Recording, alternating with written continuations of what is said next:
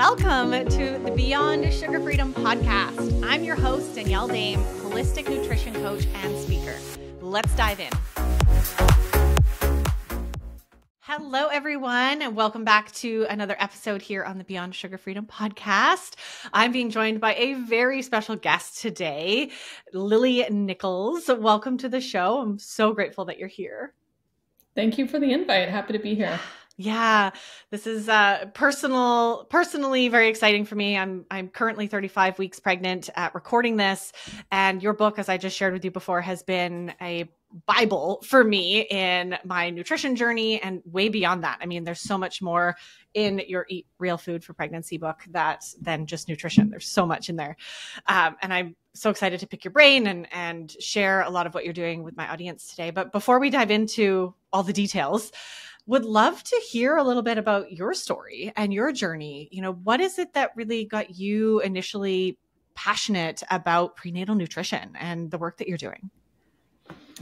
Well, I kind of fell into the prenatal nutrition space a little bit by accident, just some opportunities that came my way in my professional life as a dietitian. Working with gestational diabetes was actually my first foot in the door for pregnancy nutrition. And it was there that I learned some really fascinating statistics about maternal blood sugar levels and how that can affect a baby's development. I didn't know before that work that there is a much higher risk that baby who's been exposed to elevated blood sugar, they themselves now have a higher risk of developing type 2 diabetes during their lifetime. And depending on what's going on with mom, that can be anywhere from a 6 to a 19-fold increased risk of type 2 diabetes. So, you know, before I became a dietitian, I was really passionate about childhood health. And I thought, you know, maybe I'll go into this and like reform the school lunch program or something. You know, we were seeing these rising rates in obesity and type 2 diabetes among children, which is just wild. Usually, you know, type 2 diabetes used to be called adult onset diabetes. So for it to be developing in toddlers, it was like, wow, we're really missing the mark on childhood nutrition. And while that is true as well, understanding that a baby's metabolic health, their blood sugar and insulin regulation really has been kind of pre-programmed in utero was rather shocking to me. And, you know, as a diabetes educator as well, when you work with a wide array of, you know, age groups and, you know, people in different life stages, women who are pregnant are the most motivated to make change, right? And so this is really a time where I felt like, wow, we can do like, it's like a 2 birds with 1 stone scenario. You have a motivated client who wants to do the best for her baby, and we can improve not only the trajectory of her pregnancy, but also the lifelong health of this baby. And that's really what, you know, got me into this field and has kept me interested. Of course, you know, it's expanded into other areas of, you know, prenatal health, preconception, postpartum, breastfeeding and whatnot. But really supporting women in the childbearing years is what's most interesting to me. Yeah, that's so fascinating. It's such a world. And, you know, it's something that I wasn't obviously involved in until I got pregnant. And then I totally hear what you mean, right? There was such a different drive of like, okay, like literally the first like week that I found out I was pregnant, I was researching books on nutrition and I was motivated, right? Like, how do I grow the healthiest baby I can? Because it's not just about me anymore. And yeah, it's interesting how, you know, I'm just thinking of my clients and my listeners, you know, when it's just us that we have to look after, sometimes it's really hard to be motivated to eat healthy or to stay away from the sugar or to, you know, not drink that Coca-Cola, right? But there's a different level of accountability or responsibility, right? Mm-hmm. When there's like a human growing. And how incredible this is, like, not the first time I've heard this, but I'm so grateful you brought it up again, right? That this, you know, our propensity perhaps to develop diabetes, develop blood sugar regulation, metabolic disorder, you know, can start in vitro. You know, and I'm even thinking of my own journey. My mom was a hardcore sugar addict, like no doubt, very unhealthy when I was in vitro. And I'm like, how much did that not only contribute to my like sugar addicted tendencies, which goes beyond just the physical, of course, but also, you know, I want to get ahead of that and make sure that, you know, I'm staying healthy. You know, it's one of my motivators for the lifestyle that I live. And so diving back in here, you know, I'm curious to dive deeper into gestational diabetes. I mean, this is we talk about diabetes on the show. We've talked about all the blood sugar issues, but this is, obviously something that comes up very unique in pregnancy. And I'm curious if you can maybe explain, some of my listeners have maybe even been through this journey. What is gestational diabetes and how is it different from like the diabetes that, someone who's not pregnant may get? Yeah. So gestational diabetes is simply elevated blood sugar during pregnancy. The only reason it's really called gestational is because they identified it during pregnancy. There's it's not really all that special. Everybody wants to pretend that it's like particularly unique. There are some physiological circumstances going on in pregnancy that can increase your propensity for insulin resistance. The placental hormones, weight gain, for example. But most cases of gestational diabetes have some degree of pre-pregnancy blood sugar dysregulation or insulin resistance going on. So essentially just elevated blood sugar identified during pregnancy. It can, like I said, be something that was going on beforehand and we simply identified it at this time, or it can be something that developed over the course of the pregnancy due to some of those physiological changes. So like I said, placental hormones, weight gain, some other issues that just are a natural part of pregnancy. Right. Right. Yeah. Well, that beautifully answers the next question I had was, are women more susceptible to having gestational diabetes if they're, having issues beforehand? Right. And that's really interesting. Yes. A lot of women, I'm curious actually, how many women do you see or have you seen in your research and in the past, like who just had issues before, but have never been properly tested because we know the testing in our medical system is not the best, right? And have just had no idea that they had insulin resistance or they had metabolic issues. And then they get pregnant and obviously you're going through all these tests and ta-da, here's a problem that, has existed for a while, but is now showing up. Is that like, how common is that? It's shockingly common. So, you can actually screen in early pregnancy for blood sugar dysregulation. This is often done with a hemoglobin A1C, also called an A1C, which gives you an average look at the past 2 to 3 months of blood sugar levels. And when you have somebody who is testing in the pre-diabetic range, their chances of so-called failing the glucose tolerance test or testing positive for gestational diabetes are quite high. So like a high A1C in the first trimester is like 98.4% predictive that they will test positive for gestational diabetes if they do a glucose tolerance test. So, the majority, I worked in a very unique practice when I lived in California that was very like proactive in the way that we screened for gestational diabetes. So all of our clients got first trimester A1C, and it was only if you had passed that and then you're at the 24 to 28 week mark that you would get an oral glucose tolerance test. Most of our ladies, we actually identified having gestational diabetes very early on. And again, we're calling it gestational diabetes because it was diagnosed in pregnancy, but really most of these women had prediabetes and it simply had not been caught. We don't do a great job of screening population-wide for blood sugar issues. And then during pregnancy, of course, it's one of the, in most countries, a routine test, right? So now we're seeing it. That said, our practice was unique. Many practices in California followed the California Diabetes and Pregnancy Program guidelines. It's an organization I used to work for. But most of the country does not test A1C early on. So you're simply getting that glucose tolerance test or glucola at some point in pregnancy, usually at the 24 to 28 week mark. Now, 2/3 of the pregnancy has elapsed before you even bother testing for it. You have less time to intervene. So I'm a big fan of screening early if you can. I actually just wrote a research brief on my Instagram about a study they did in women wearing a continuous glucose monitor or CGM, and they followed them throughout their pregnancy. Everybody got their gestational diabetes screening at the 24 to 28 week mark, but they had all been wearing CGM since about 17 weeks or prior to. And when they looked back at blood sugar patterns, like their CGM data from their whole pregnancy, the women who tested positive for gestational diabetes had significantly higher blood sugar levels for their whole pregnancy right? And this is it just corroborates yet another way of, watching for these trends, like what we saw with testing for A1C. Yeah.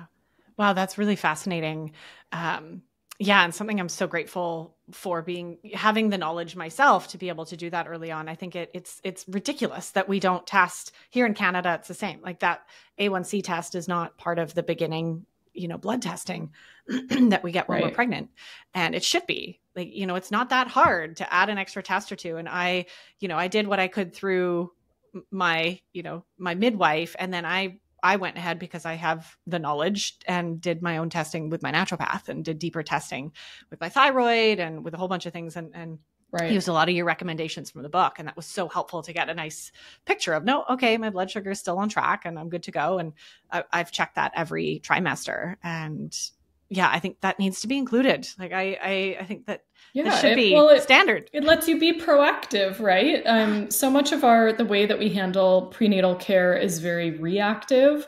We're just like, I don't know if you felt this way, but during my 2 pregnancies, I felt like any of the testing that was routine was just like looking for problems, and problems like just at the immediate time, like, okay, we're checking this because there might be this problem at this stage in pregnancy. There was very little like proactive care, like let's test your vitamin D levels or let's check your thyroid. Like that's not, universal screening isn't recommended for that. I believe it should be, because we can do a lot to improve the trajectory of your pregnancy if we keep your thyroid in a good place, right? On and on. So I like you, was very proactive, kind of the squeaky wheel at asking for extra tests. And, unfortunately, just by the state of medical care in the US, I had to pay out of pocket for some of those things as well. But at least it gave me peace of mind. And if those tests had come out not in a good place, it would have given me, direction on where to go to improve my health during pregnancy, just in case one of those things was out of range. Yeah. It feels kind of like an important information to have before you get halfway through to your pregnancy. Right? Like you can do so much, and we're going to talk about that, all the things that you can, like we have a lot of control over how we shift that and how we can get out of that range and support our blood sugar and support all these, things that might be going on. And the earlier we know that, as you said, we can be proactive. And yeah, I agree. It's the same here. There's not a lot of proactivity, in our medical system in general, right? I mean, this is not just in pregnancy. This is a bigger problem. But, this is why podcasts like this exist and your amazing books exist, right? So people who are, wanting to be proactive can have the resources to do that. I'm curious, like when it comes to gestational diabetes, are there some common myths or misconceptions? I know even when I first heard about it, like years ago, I had one of my first clients came to work with me because she'd struggled with gestational diabetes. And I was like, I have no idea what this is. Like, this is something that you have for life. Is this? So I'm curious, like, what are some of the misconceptions that you see out there in the mainstream, and what's the actual truth?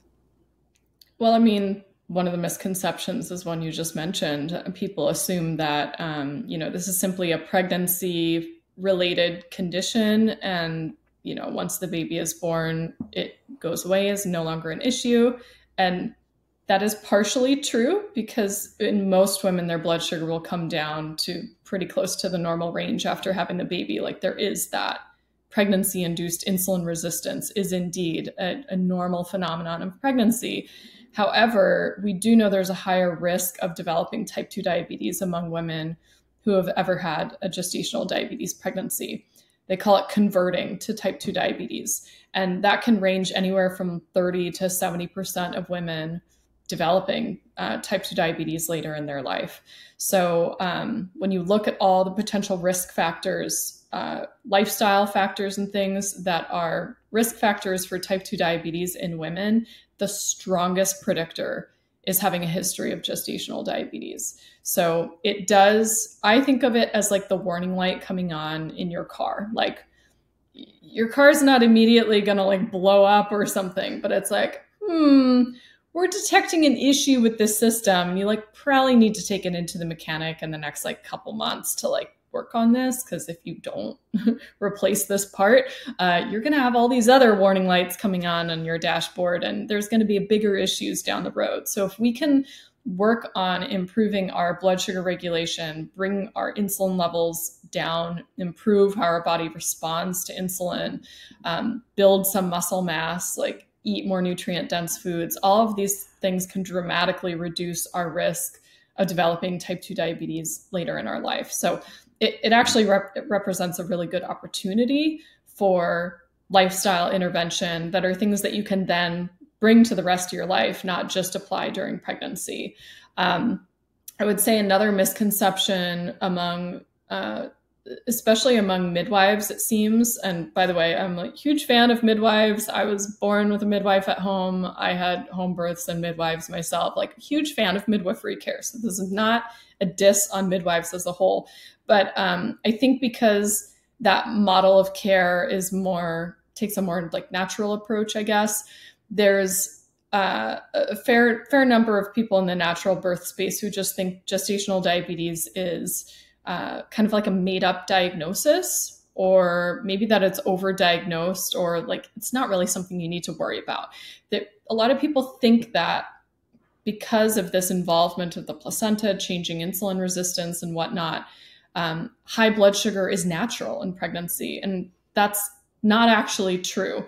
Our blood sugar levels actually trend lower over the course of pregnancy, unless there's some issue with the way that system is regulated. What happens is our insulin resistance goes up and our body's insulin production goes up to match that. And as a result, our blood sugar is maintained, or is actually maintained at a lower rate. So there's like kind of a mix up in like the terminology and the physiology there. And there's also, I think, I just think that a lot of practitioners are simply not aware of the research. We have just surprisingly strong data from thousands and thousands of women across the world tracking blood sugar levels and outcomes for their baby, showing they're very, very closely correlated. You can even have a woman who has like type 1 diabetes, like a more, severe presentation of diabetes requiring a lot more monitoring. They have to be on insulin and all the things. Their blood sugar is a lot trickier to control. But in women who maintain their blood sugar levels at a great range, even if they have type 1, they can have excellent outcomes. Like you can avoid all of the negative consequences of any type of diabetes in pregnancy with excellent blood sugar control. So if we're just like denying that this even exists and not screening for it and not treating it, I've just seen some really unfortunate and preventable adverse outcomes from this like denial that it even exists.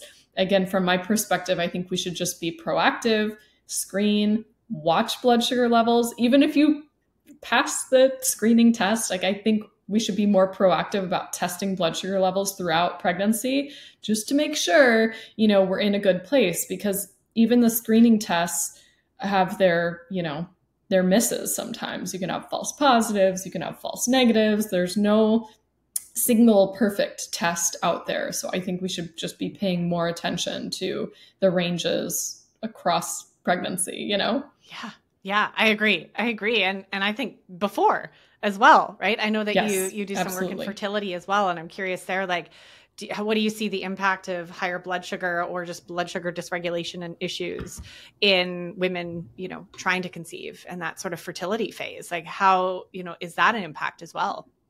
It absolutely is. Yeah, there was a fairly large study I write about in Real Food for Fertility that was looking at blood sugar patterns and time to conception. That's a very popular way of like running a research study, is looking at what they call fecundability, or the amount of time, how many cycles it takes for a woman to conceive who is actively trying. And in women who had blood sugar levels even like below the pre-diabetic range, but on the higher level, they had significant delays in conception compared to women who had blood sugar in optimal ranges. So that's really looking at, keeping your fasting blood sugar like below 90 milligrams per deciliter if you can, definitely below 100 milligrams per deciliter. You'd have to convert that for me into millimoles per liter. I think it's like 5.2 or 5.0 or something like that. And keeping your post-meal blood sugar spikes not not too high. So avoiding those big spikes and crashes. We see that blood sugar has an impact on egg quality. We see that blood sugar has an impact on the risk of certain birth defects, such as congenital heart defects, neural tube defects. There's a link there.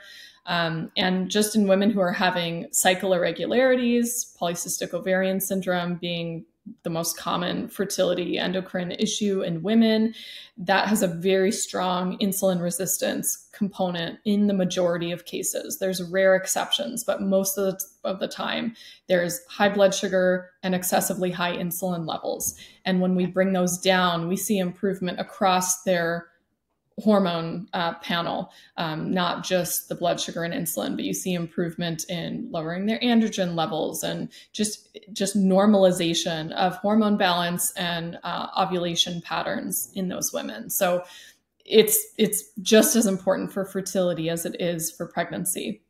Yeah. Thank you so much for sharing that. That is so fascinating.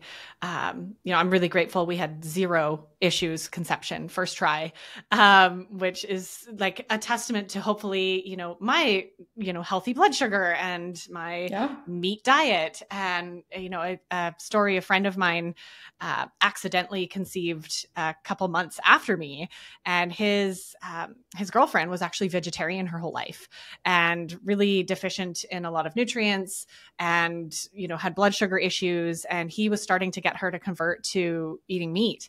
And it was literally within a month or 2 that she accidentally got pregnant after eating, a more balanced diet and helping, and they weren't even trying. So anyway, that was like just a testament to like what you're eating, how it affects, your body's ability to, okay, now it's time to procreate. Like, let's do it. Right.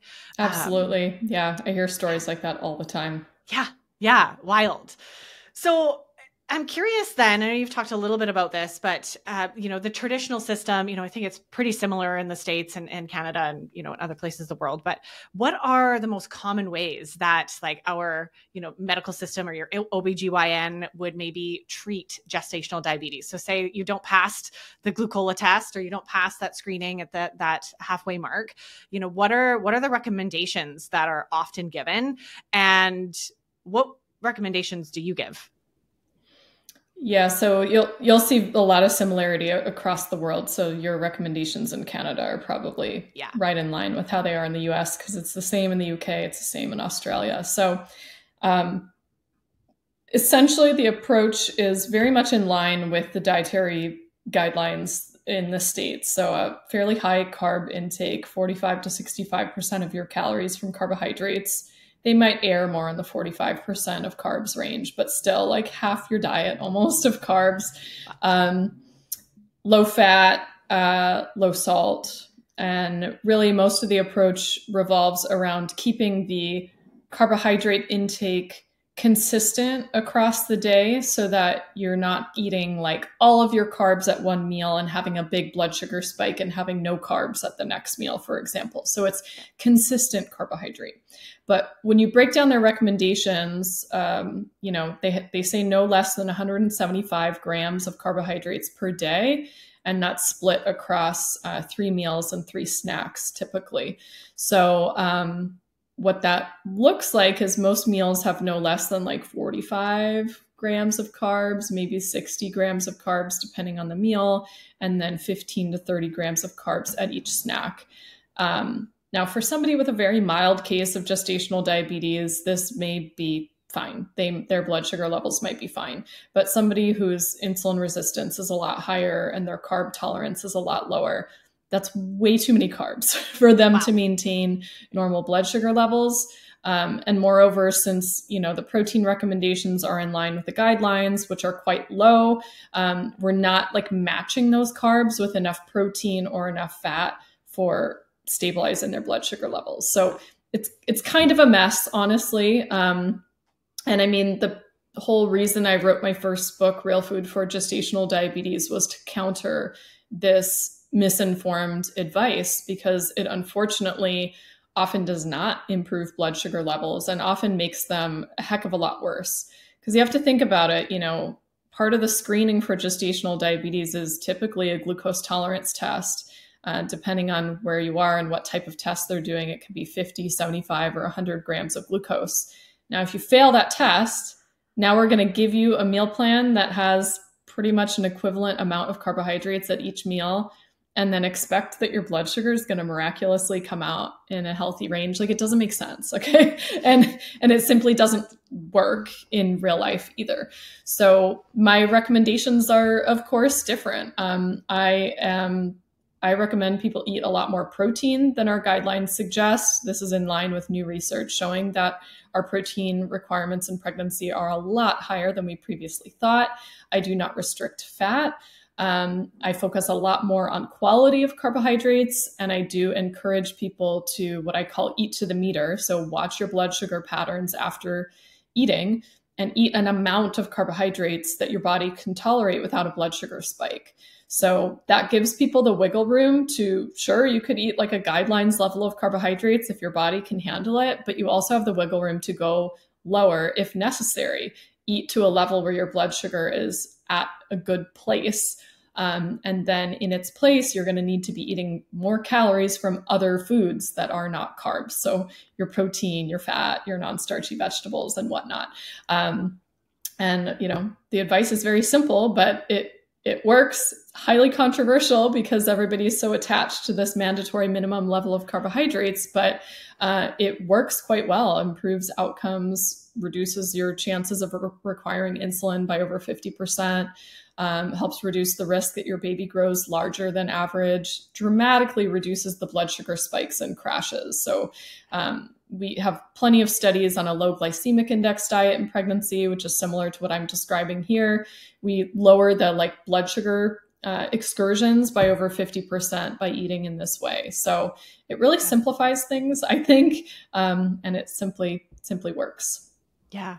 Yeah. That makes so much sense to me, you know, and hopefully to everybody listening, you know, well-versed in, you know, not being afraid of fat, not being afraid of protein, you know, whether you're pregnant or not, but, right. Yeah, it just feels so intuitively correct to me as well. Like, you know, eat lots of protein, eat lots of fat. Like, is that not really important nutrients to build the building blocks of my baby that are in me, right? And obviously keeping the blood sugar level. So you've talked about this a few times already today, and I've seen a recent post of yours on Instagram, but I think this is really fascinating because we've talked, of course, about you know, medical professionals in general and the amount of quote unquote nutrition education that they get. I'm curious when it comes to midwives and OBGYNs, like, is it different? Do they get more nutritional education? Like, why is this a missing piece for so many people? And why are they not asking? You know, nobody asked me what I was eating, right? Or what my diet, even my holistic, you know, midwife, you know, barely talked about, you know, my diet and how am I nourishing myself, right? So, you know, do they get any education, I guess is the question. And, you know, why do you think that is a missing piece that they're just not, you know, getting in their education? Yeah, I mean, it's an unfortunate thing, but I think because medical school covers just so much ground, like they have to do so much school. I mean, hats off to anybody who can survive it. There's just not really that much nutrition education built into the curriculum. And what is like a nutrition 101 type class, which is just going to rehash what the dietary guidelines teach, which for the most part is all outdated. So they just don't have a whole lot of education. Alluding to that Instagram post I put out, there was a new research study that came out in 2024 on nutrition education in prenatal nutrition, specifically for OBGYN residents. So these are medical doctors who have specialized in obstetrics. And when you look at the study, half of the doctors, about 48%, had 0 hours per year of dedicated nutrition-related education. 49% had 1 to 2 hours, and 3% reported more than 2 hours. Most of the residents, 92%, strongly agreed or agreed that education regarding pregnancy-related nutrition guidelines would be useful for clinical practice, right? So many of them want the education. It's simply not part of their program. I think midwives receive a little bit more. I haven't seen a formal survey on how much is included. I mean, there are some midwifery programs that include some of my books as textbooks for their courses. So I think depending on the school, some get like quite a lot of education, others not so much. Even among dietitians, most of us only had maybe 1 or 2 lectures in our entire 4 to 5 year undergrad in prenatal nutrition specifically. It's usually like just a lecture or 2 as part of a life cycle nutrition course, but we don't even have a lot of dedicated education in prenatal nutrition unless you seek that elsewhere, which is part of the reason that I like built out the Institute for Prenatal Nutrition and mentor professionals in this, because nobody's teaching it. And so you have all of these, now that the internet is what it is and everybody in, the nutrition space tries to niche down, you have all these people calling themselves prenatal nutritionists who have like no good education backing them either. So it's kind of created it's created a little bit of a mess.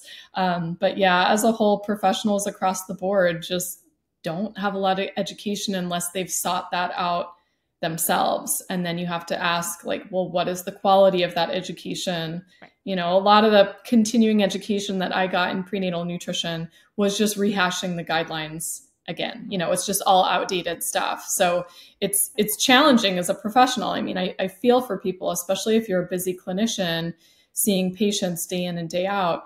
You don't have the time to like sit down and scour medical journals for research and do like a really thorough literature review. Not to mention, most people don't like reading research in the first place. I'm like one of those weirdos where I like enjoy it. But most people, it's like, A, I don't have the time, or B, I don't have the interest to like do this, So there's really a void there. Yeah, there's a couple massive voids I hear in what you're sharing. Yeah. Right? And I'm so glad that you brought that forward, because it's not just a matter of, my midwife had, 700 hours of nutrition education. It's where was that education coming from? Like, who was actually funneling that or funding that? Or like, is it based off of, these government guidelines that most of us, hopefully by now listening to this, know are, as you said, outdated and just wrong and skewed. So yeah, that quality of where they're getting that, and enter your amazing books. And I'm so happy to hear that, there are some schools that are actually using your research and your books for this education that is so needed. So cheers, Lily. Thank you for doing that. That's so good. Yeah. So, continuing this prenatal nutrition conversation, what do you feel is missing, beyond just, we've talked a lot about sugar and blood sugar, but beyond just that piece, right? We talked a little bit about protein. What do you feel is really missing in the traditional recommendations for prenatal nutrition? What are some of the big pieces that you found in your research that are actually more important than we thought they were? And, we could pull out for anybody who's listening to this that may be newly pregnant and wanting to make sure that they're getting enough of these sorts of things in their diet. Well, there's a whole lot of room for improvement on the macronutrient recommendations, our fat, carbs, and protein. They're unnecessarily restrictive of fat, which doesn't make a whole lot of sense when you think about what's happening physiologically in your system. You have such an increase in hormone production, and we have very clear data from studies on women showing that when you restrict dietary fat intake, you impair hormone production, you impair estrogen and progesterone synthesis. So I think it's totally misguided that we're so restrictive on fat. I think that's a mismatch to pregnancy as a whole, arguably the rest of the lifespan, but pregnancy especially. Protein, as I mentioned, our guidelines are really not based on a whole lot of data from pregnant women specifically. In fact, the first study that ever directly measured protein requirements in pregnant women was performed in 2015. The guidelines have not been updated since for pregnancy. That study found that in late pregnancy, pregnant women required 73% more protein than our guidelines recommend. So it wasn't like off by, 1 or 2%. Like this was a really substantial underestimate. And when you look at what are the foods that are the most nutrient dense, which ones are providing the highest amount of micronutrients of concern, your vitamins and minerals that are needed in higher amounts in pregnancy, the vast majority of those are protein-rich foods, specifically animal foods. Few exceptions here and there. Legumes are particularly nutrient dense, same with leafy greens, but most of these really are animal foods. All of us dietitians have been brainwashed that like fruits and vegetables are like the best thing. And I have nothing against fruits and vegetables either. I also encourage consumption of those for other reasons, but they're not giving you vitamin B12. They're not giving you substantial amounts of choline. They're not giving you substantial amounts of zinc or iron or, these are all these nutrients of concern really are found in higher amounts or solely in some cases in animal foods. And then the carbohydrate recommendations, as I mentioned, are totally off. They're way too high. And when you actually look at, what are most people eating, we have a huge problem in the developed world in consumption of ultra-processed foods. The US, 58% of calories in the average American diet is coming from ultra-processed foods. This is where the majority of our refined carbohydrates and sugars are coming in, the white flour products, the corn syrup products. And with that representing the majority of US calories, right, we really need to be shifting our focus, not just on the quantity, but also the quality of the carbohydrates consumed. If we just displace a handful of servings of ultra-processed food, literally with any other foods, take your pick. I don't care if it's a protein-rich food, if it's avocado, if it's vegetables, nuts and seeds, I don't care what it is. We're going to see improvements on micronutrient intake, because the number one predictor of pregnant women not consuming enough micronutrients is their intake of refined carbohydrates. So I mean, there's so much more that I could go into, but if we're not covering the basics, like diving into specifics on micronutrients is almost like a moot point until we address the elephant in the room. Right. Yeah, I'm so glad that you mentioned that. And, I'm hoping everybody listening to this podcast is versed in this enough, the importance of real food. I mean, let's eat real food, right? The name of your book, right? This is a massive issue in our world, the ultra processed food, the addiction that we've all, been gifted to the ultra processed food. And I know you mentioned about the high, carbohydrate intake in those foods, but also obviously these horrible seed oils and the food dyes and the chemicals and that like all of this playing into a role, right? It's not just one thing or another. It's just toxic. It's not food. Right? It's not food anymore. It's food-like substance. And, it's so strange that we live in a time now where it's like radical to go back to actually eating how our grandmother ate or our ancestors ate, right? Like actual food that grew on a farm. Go figure. Weird, right? And it's so strange that we have to like fight for that now, and we have to kind of go against like what quote unquote science is the government funded science or whoever's funding it, Coca-Cola science is putting out there. It's just like, it's such a weird time to be alive, right? To be having to convince people to eat real food, right? Like that's kind of important for your health. And it's no wonder, we're sick and, our culture is just having a lot of challenges. So much of this is just perpetuated by these guidelines, which have for decades so heavily focused on reducing intake of saturated fat and cholesterol at all costs. The result of that is you reduce your intake of foods that naturally contain saturated fat and cholesterol, which is all of our animal foods. So you have people eating, less red meat, less egg yolks, less full fat dairy products.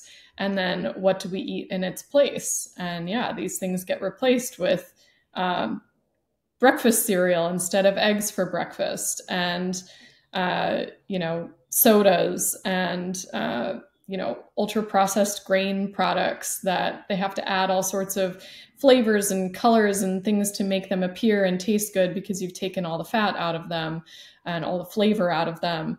It's really a mess. Yeah. That's a good way to sum it up. It is a mess. We've gotten ourselves into a bit of a mess, and we do have to all learn how to advocate for ourselves and to educate ourselves. Unfortunately, we can't go to the store anymore and just trust that everything's food that we should be putting in our body, right? Like we used to go to the market, right? And it was all food. There was just no question. And now we do have to become a little bit wiser and smarter and look at these pieces, especially heading into, hopefully growing a child, right? But at any time for sure. So I'm curious as well to know, because I know in your, in Real Food for Pregnancy book, you talk about so much more than just nutrition and food. And I'm curious, like, if you can share some of the pieces that you've discovered are key factors to growing a healthy baby that are actually beyond nutrition. What are some of the other factors? I know you've talked a little bit about lifestyle factors, but like, what are those, and maybe some of the other pieces and recommendations that you would give to, even to me, remind me for the next 5 weeks, like, what are some things that I need to be doing?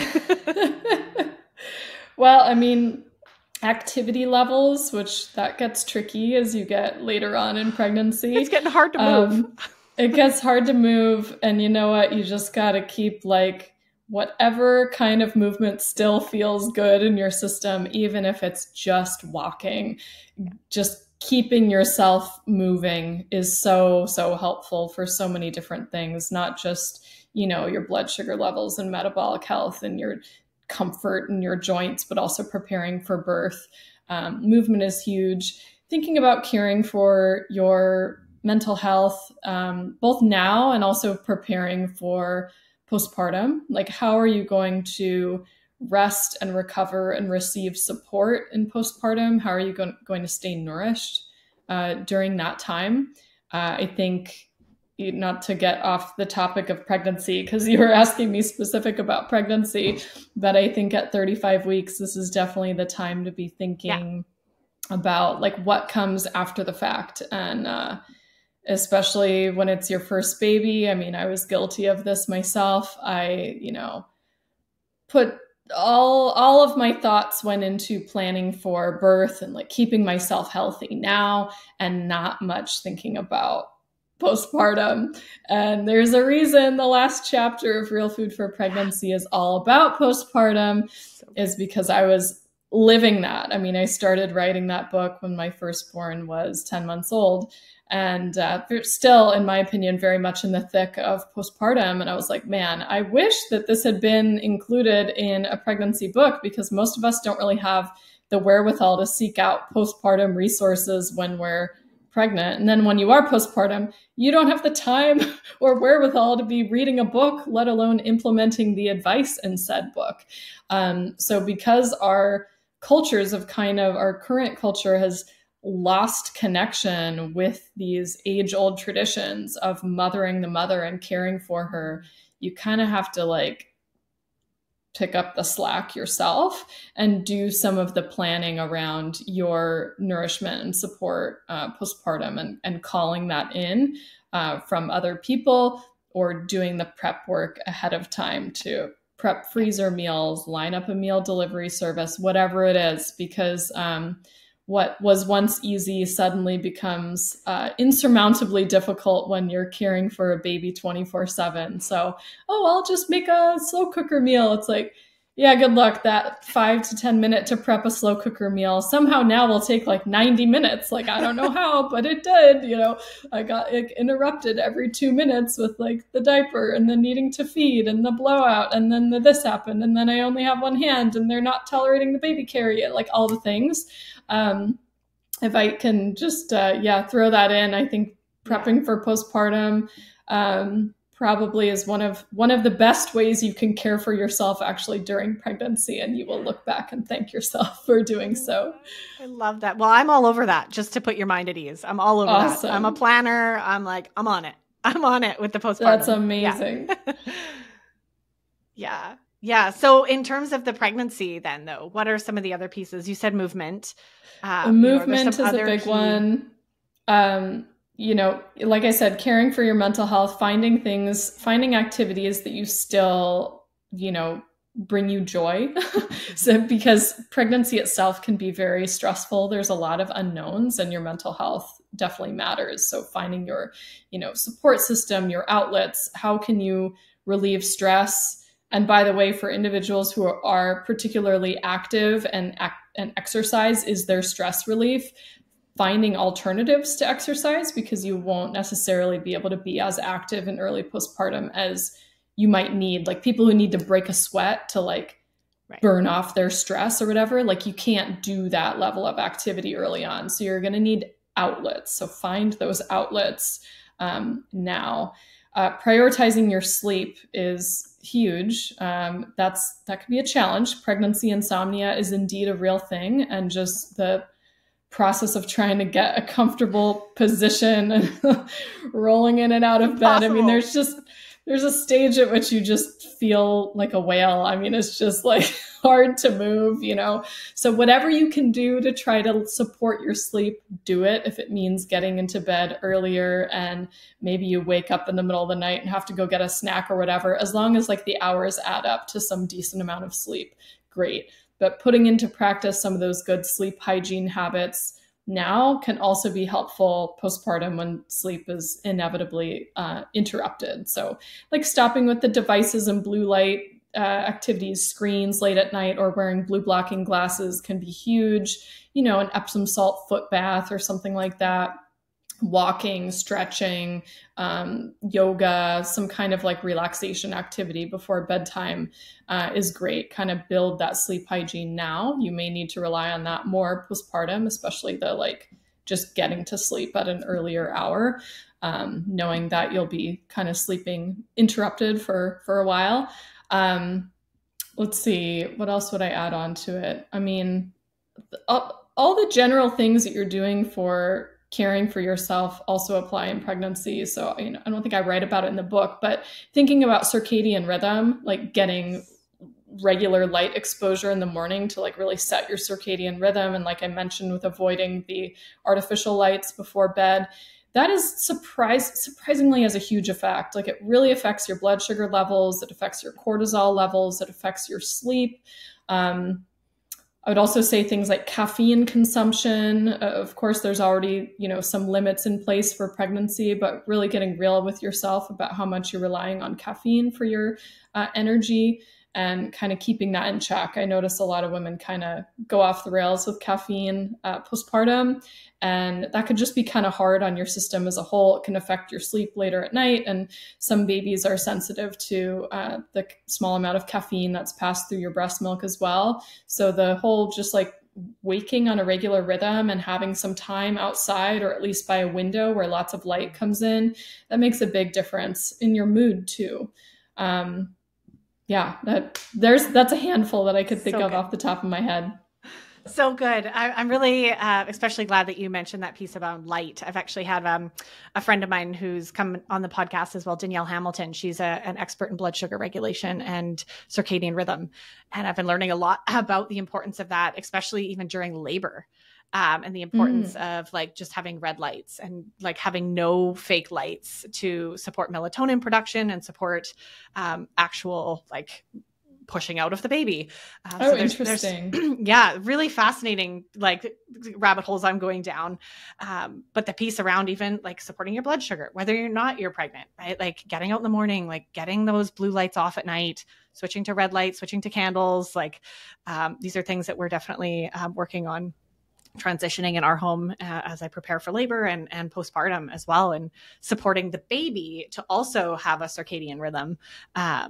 Yeah, there's so much cool research going on. There's so much cool research. I mean, you can like dive into like how the melatonin levels in breast milk change at different times of the day, and like, yeah, having red light or a very dim light for middle of the night diaper changes and feeds can be really important, just so you can get back to sleep quickly too, not just baby. That makes a huge difference. So yeah, very smart to be thinking about light now and long term. Yeah. I feel so grateful to have all these resources at my fingertips and to kind of know all of this in advance. And it's still not going to go according to plan. I'm still going to mess things up. There's going to be a light that comes on in the middle of the night, right? There's also like the not needing to be perfect with all of this, and just doing our best for sure. So totally. Yeah. If pregnancy and birth and motherhood teach you anything, it's to surrender your expectations and just roll with the punches, and you'll do great. Great. I can't wait for that lesson. I'm sure that's an easy lesson. I'm sure it sounds really easy to learn that one. Some days it's easier and some days it's harder. Still practicing the surrendering piece. And my youngest is 5 now. So, yeah. Yeah. I think that's a lifelong practice for all of us, right? Letting go of control, for surrendering. Sure. Yeah. Letting go of expectations. Oh my goodness. Thank you so much. This has been so informative. I've just loved chatting with you today. I'm curious, as we wrap things up, is there any, final words of wisdom, any pieces that you feel you really want to share? Well, I mean, I don't think we touched on this specifically, but if I can give like one very key piece of advice, nutrition-wise, pregnancy and postpartum, I would add, really prioritize your protein at breakfast. It will make an absolute world of difference in your blood sugar regulation, your cortisol levels, all the things for the entirety of the day and even arguably into the next day. So huge, whether you have gestational diabetes or not, particularly for postpartum, our protein needs are actually higher than they are in pregnancy. And getting that protein in is so key. You hear about these, nursing mothers who are just like so famished and so hungry all the time. If you're not hitting the mark on protein, you're going to be in a crazy blood sugar spiral all day long because breast milk production, pulls so much glucose out of your bloodstream. You're just tanking all day long. So if you're perpetuating that with under consuming protein, I'd add a fat, and then just over consuming, treating all of those lows with high carb intake all day long, you're just going to perpetuate the crazy roller coaster and feel like completely out of control. But when you get that protein in, again, especially at the morning, you'll just feel so much more stable and like in control of all the things. Like, I've got this. So if I can give one little piece of nutrition advice, get that in the morning. Thank you for that reminder. Yeah, so important, even not being pregnant. I mean, that protein in the morning is so important. This has been so fantastic. So where can everybody come and connect with you and learn more about your work online? So you can find me on my website, lilynicholsrdn.com. Up there, you'll have a tab for my books. I have Real Food for Fertility, Real Food for Pregnancy, Real Food for Gestational Diabetes. You can check my blog. There's hundreds and hundreds of articles on there, many of which are quite detailed. So use the search bar and search for things. If you want to learn about protein intake in pregnancy, there's an article on that. If you want to learn about postpartum recovery and, recipes for that, search postpartum recovery meals. You'll find that. So spend some time in the blog. I do give away the first chapter of Real Food for Pregnancy for free on my site, so you can grab that. There's a whole bunch of other freebies I have available on the freebies tab, including a free video series on gestational diabetes. And yeah, there's a lot going on. I mean, I do a lot of like education style things. So a lot of my writing, most of which is free or very low cost with my books. I also have webinars via the Women's Health Nutrition Academy. I also have a professional mentorship via the Institute for Prenatal Nutrition. So that's all linked out to on my website in various places. And then as for social media land, I'm most active these days on Instagram. And my handle is the same as my website. It's Lily Nichols RDN. Amazing. Well, I'll, of course, make sure all those links are below in the show notes so you guys can find them easily and go check out everything that Lily's up to and buy all of her books and dive into this if this is a journey that you're on, either fertility or pregnancy or afterwards. And I'm just, again, deeply so grateful for the work that you're doing, Lily. This is so needed in the world. And I really appreciate you coming on and sharing a little bit with us today, and for just personally, how much I've gotten out of your research and everything that you've, put into this book. Like, I'm no joke. This has been my Bible. I'm like referring to it often, and I am diving into your recipes for postpartum and all the things. So yeah, very, very Awesome. Grateful. And yeah, please keep going. Please don't stop. Keep doing what you're doing. Yes, will do. And cheers to a, healthy rest of your pregnancy, easy birth, smooth recovery postpartum, and wishing you the best. Thank you so much. Yes, and thank you everybody for tuning in. We'll see you on the next episode. Thanks for tuning in to another episode. If you're loving what we talked about today, please remember to subscribe, leave a 5-star review, and share this episode with someone you love. It helps me incredibly reach more people and help more women who need this information.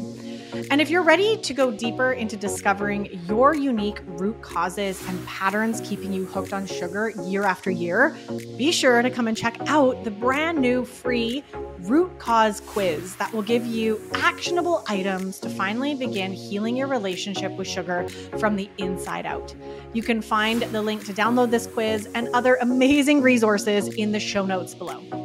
I also wanted to just take a quick minute to share a disclaimer. The information provided in this podcast is for general purposes only and is not at all intended to be professional medical advice, diagnosis, or treatment. And as much as I do my best to bring you up-to-date and accurate information, please remember that I'm also sharing my opinions, stories, and ideas that are ultimately not supported by mainstream science. My personal advice should not be taken as professional advice, and you are always encouraged and advised to consult with your own healthcare practitioner before making any changes to your health and wellness routine. This podcast is intended to inspire and offer you alternative views to healing your relationship with food, mind, and body. It is up to each listener to take responsibility for their own health and wellness decisions. I hold no liability or responsibility for your results or lack thereof. Thanks for tuning in to the Beyond Sugar Freedom podcast, and we can't wait to see you in the next episode. Let's go.